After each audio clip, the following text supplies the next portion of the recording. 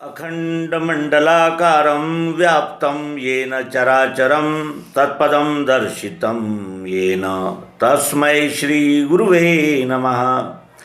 अज्ञानान्धस्य लोकस्य ज्ञानाञ्जनशलाकया चक्षुरुन्मीलितं येन तस्मै श्रीगुरुवे नमः। अध्यात्म विश्व विज्ञान यूट्यूब चैनल पर उपस्थित अपने सभी प्रिय मित्रों का हार्दिक स्वागत समादर करते हैं। मित्रों, संस्कार और संस्कार के विषय में किस तरह से वो संस्कार तैयार होते हैं और उन संस्कारों को बनने में कौन कौन से कारक महत्वपूर्ण होते हैं, इसका चिंतन मनन हम कर रहे हैं। संस्कार एक दिन में तैयार नहीं होते। रसरी आवत जात है, सिल पर पड़े निशान। इस तरह वो धीरे धीरे संस्कार होते रहते हैं।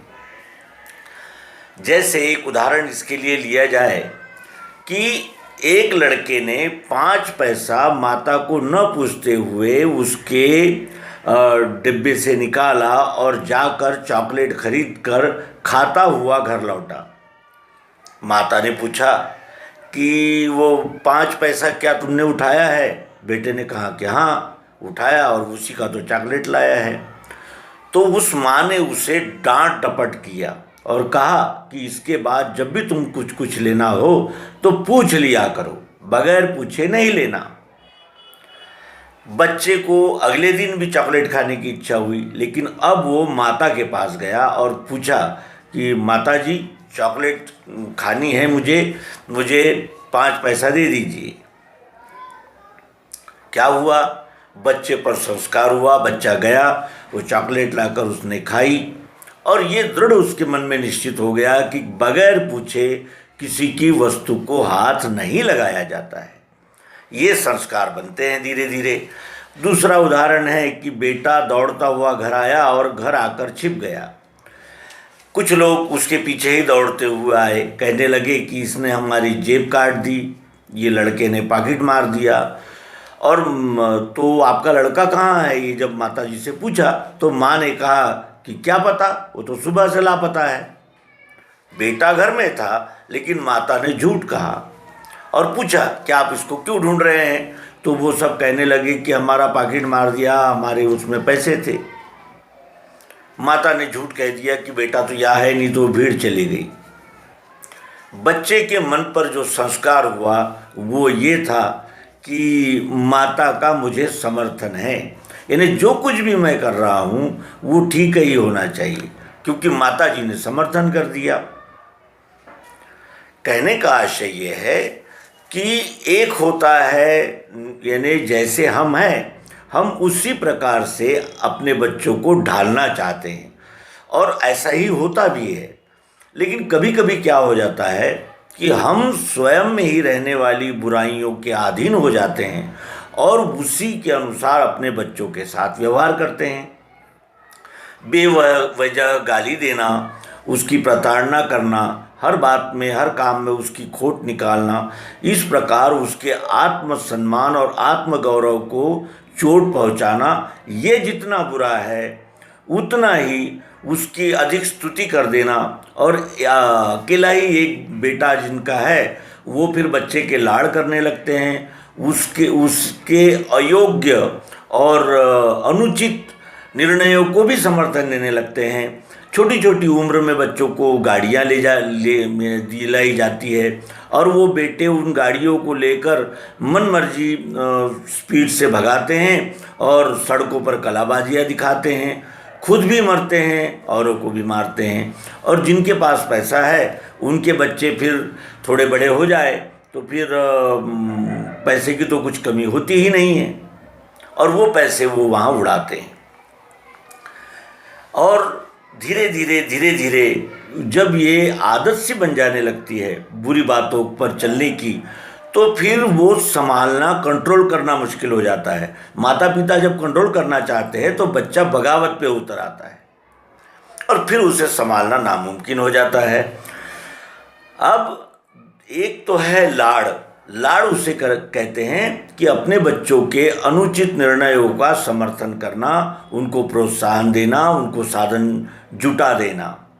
और प्यार उसे कहते हैं कि बच्चे को उचित दिशा में जाने के लिए सतत प्रेरणा देना, जैसे अभ्यास वर्ग है या कोई यानी जिसे कहते हैं कि ज्ञान विज्ञान की कुछ दिशा है, या व्यायाम शारीरिक जो यानी देखभाल है उसमें प्रवृत्त कर देना, और स्वयं भी संयमित रहकर अपने बच्चों के आगे उचित आदर्श रख देना, ये एक भूमिका है।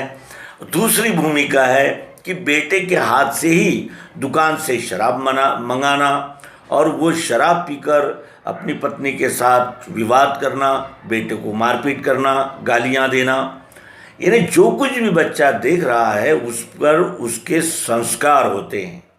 अब एक तीसरी बात है जो कि अत्यंत भयावह है, जैसे घटस्फोट हो जाता है तो माता पिता अलग अलग हो जाते हैं, तो कुछ बच्चे माता के पास चले जाते हैं तो कभी कभी पिता के पास आ जाते हैं, यानी वो एक दिशा से पूरी तरह यानी विकलांग हो जाते हैं। जैसे हमारे जीवन में स्पीड ज़रूरी है तो ब्रेक भी ज़रूरी है, स्पीड होगी और ब्रेक नहीं होगा तो भी हम यानी सुरक्षित नहीं रह सकते, और ब्रेक है और एक्सीलेटर नहीं है, गति नहीं है, तो भी वो जीवन उचित दिशा में नहीं बढ़ सकता।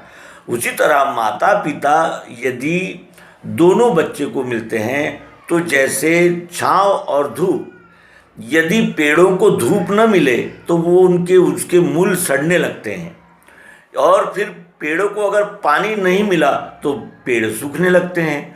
इस प्रकार माता पिता की परस्पर जिम्मेदारी होती है कि वो जिस प्रकार का आचरण अपने बच्चों के आगे रखते हैं वही उनके लिए आदर्श बन जाता है, और आदर्श ही धीरे धीरे संस्कार बनने लगते हैं। जिन बच्चों को माता का प्यार मिला पिता का नहीं मिला, या पिता का मिला माता का नहीं मिला, वो कुछ विद्रोही स्वभाव के हो जाते हैं, क्योंकि ममत्व का उन्हें अनुभव नहीं होता। इस जीवन में जितना महत्व गणित का है उतना ही महत्व कला क्षेत्र का है। गणित से हमारे व्यवहार चल सकते हैं, लेकिन हमारे मन की, बुद्धि की प्रसन्नता, प्रफुल्लता ये कला की दिशा से होती है। जैसे हम मानसिक दृष्टि से कहीं कोई मानसिक ट्रेस का काम करके आ रहे हो और हमें अगर कोई सुंदर सा गीत सुनाया जाए तो हमारा जो मन है वो रिलैक्स होने लगता है, ये हमारा सबका अनुभव है। उसी तरह जैसे एक साइड से जो ओपन बच्चे होते हैं, जैसे माँ है तो पिता नहीं है, पिता का सहवास है तो माता का सहवास नहीं है, इस प्रकार जो होते हैं वो कुछ विद्रोही स्वभाव के होने लगते हैं।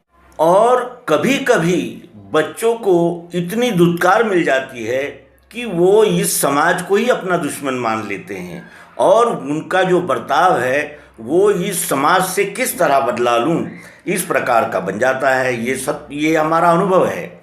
और इस तरह उस बच्चे को यदि माता पिता दोनों का प्रेम नहीं मिला, दोनों की देखभाल नहीं मिली, तो वो कुछ यानी सामान्य उसकी मानसिकता नहीं रहती, वो सामान्य बच्चा नहीं होता, कहीं ना कहीं उसमें माइनस हो जाता है। और माइनस जैसे संतुलन के लिए दोनों विभाग जरूरी रहते हैं और समान होने चाहिए, वैसा न होने से एक तो बच्चा आधीन बन जाए, यानी जैसे आधीन हो जाएगा, या फिर बच्चा विद्रोही हो जाएगा। इस प्रकार असंतुलन देखने में आता है। और ये प्रवाह में जो सबसे बड़ा कारक होता है वो होती है संगति। मनुष्य संगति का अधिक ग्रहण करता है और संगति के संस्कार बहुत मजबूत और व्यवस्थित होते हैं। इसका अनुभव प्रत्यक्ष सभी लोगों को होता है। यदि हम अपने गुजरी हुई जीवन की ओर देखें तो हमारी सफलता असफलताओं में संगति का बहुत बड़ा हाथ रहा, और संगति ही आदतों का निर्माण होने में सहायक होती है। और जैसी संगत होगी उसकी रंगत धीरे धीरे आ ही जाती है। इस प्रकार वो संस्कार बच्चे पर जड़ जमाने लगते हैं और इस तरह का बच्चा जो समाज में पलता है तो वो कहीं ना कहीं अपने मन में एक प्रकार की यानी कुंठा लेकर वो चलता है, जो आगे चलकर फिर विभिन्न प्रकार के अपराधों में या मानसिक विकारों में दृष्टिगत होती है। इसलिए जहाँ तक बन सके हम अपने जीवन को व्यवस्थित रखें और बच्चों के आगे अच्छा आदर्श रखने का प्रयास करें। बच्चे को जैसे कच्ची मिट्टी, ये हम कहते हैं कि कच्ची मिट्टी को आकार दिया जा सकता है, लेकिन वही मिट्टी जब सख्त हो जाती है और हम उसको आकार देने का प्रयास करते हैं तो वो मिट्टी से कुछ बनता तो नहीं, लेकिन यदि कुछ बनाने की कोशिश की जाए तो वो टूट कर बिखरने लगता है। क्यों? क्योंकि अब उसे मोड़ा नहीं जा सकता। और सत् साहित्य, सत्संगति और सुविचार ये एक ऐसे आयाम हैं कि इन आयामों पर हमें स्वयं सबसे पहले चलना होगा, तभी हम बच्चों को इस विषय में कुछ बात बता सकते हैं। बच्चों के साथ कुछ माता पिता को यानी गुजारने के लिए समय ही नहीं मिलता। माता पिता दोनों ने नौकरी पेशा रहने से फिर वो बच्चा कब घर आया, किसके साथ आया, क्या सोच रहा है, क्या उसके विचार है, किस दिशा में वो बढ़ रहा है, इसका माता पिता को कोई आकलन ही नहीं होता। एक हमारे मित्र जो बम्बई में रहते थे, मुंबई में, उन्होंने एक बार बताया था कि मैंने अपने बच्चों को बढ़ता हुआ देखा, तो जब मैं घर से निकला तो वो सोए हुए थे और जब मैं घर आया तब भी वो सोए हुए ही थे। मैंने बच्चों को सोया हुआ ही देखा। और छुट्टी के दिन मुझे इस ऑफिस से उस ऑफिस, ये रजिस्ट्री, वो टैक्स, इसी बातों में मैं रहता था और मेरा घर की तरफ ध्यान था नहीं। और माता ने कहा कि मेरा कर्तव्य है कि मैं बच्चों को खाना खिलाकर सही समय पर रवाना करूं, वो मैं कर रही हूँ। बच्चा बाहर क्या करता है मुझे क्या पता। तो इस प्रकार माता पिता भी संस्कार बनने और संस्कारित बच्चे को समाज में प्रतिष्ठापित करने में महत्वपूर्ण कारक सिद्ध होते हैं।